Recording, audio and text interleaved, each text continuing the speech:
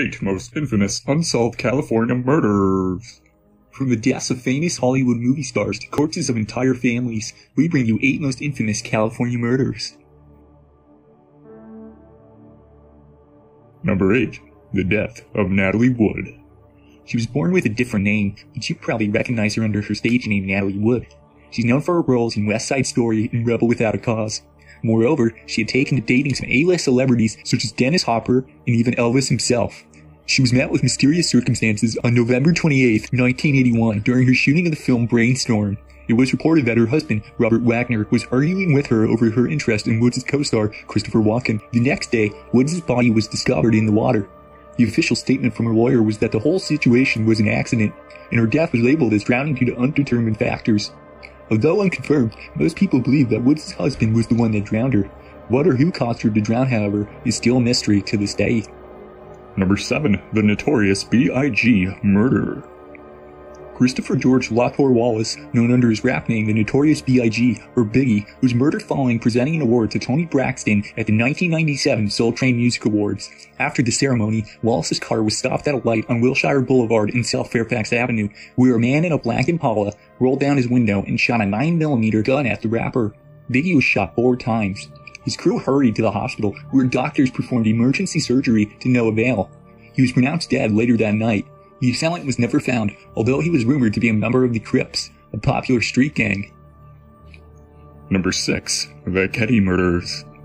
The Ketty murders are actually 4 murders which took place in Ketty, California, a tiny resort town located near the mountains of Sierra Nevada.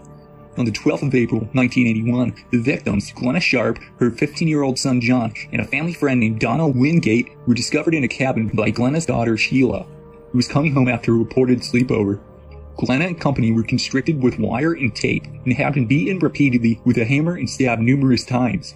The other cabins around the crime scene report that there were no audible sounds of struggles or screams taking place during the night of the murder. There were 3 survivors of an attack in another area in close proximity to the murder scene. Tina Sharp, Glenna's young daughter, was found 3 years later after having thought to be abducted, although it was just the remains of her skull. Police still don't know who committed these murders or why. Number 5. The Zodiac Killer. The Zodiac Killer was the bane of Northern California in the late 1960s. The Zodiac self-identified through a series of ominous letters and phone calls to the media, and chatted about his motivations for killing others. He was even pompous enough to give clues to his future murders. His letters were actually in the form of puzzles, although only one was ever solved, and even that didn't provide any leads on his location or identity. All in all, the Zodiac said that he was responsible for 37 separate assaults. Police report that only 7 have been confirmed, and out of these, 5 have died. There have been multiple theories about who the Zodiac Killer could be, but they are only speculation. He could very well be roaming the streets to this day.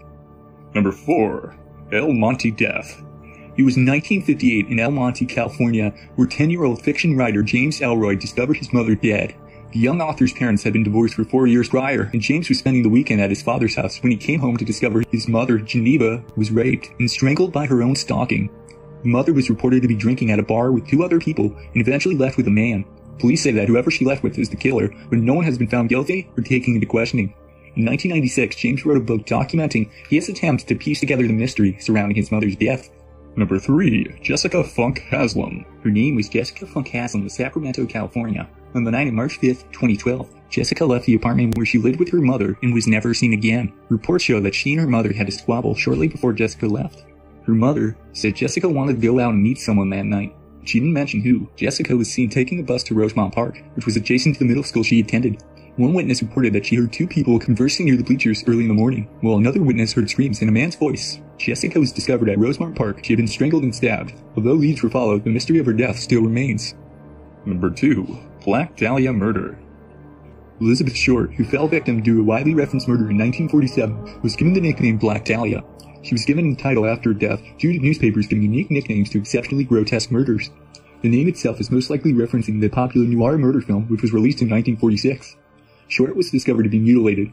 Her entire body was cut in half by the waist and found on January 15, 1947, in Landmark Park, Los Angeles. The whole murder has been unsolved to this day and has been the center of widespread speculation. The entire ordeal has led to multiple suspects, books, TV, and film interpretations of the tragedy.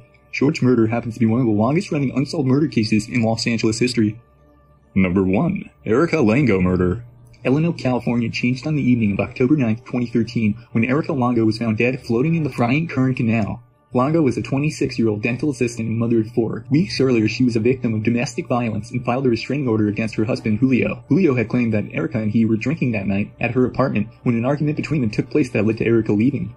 Police examined Julio's SUV, looking for evidence and noticed drops of blood on the center console. Later, surveillance footage came to light that showed Erica after she had purchased items from the store. She was wearing the same clothes she had on the night she was murdered.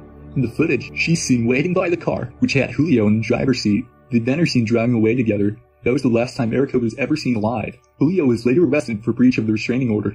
At this time, there was not enough evidence to pin the murder on Julio, so the mystery of Erica's death lingers on.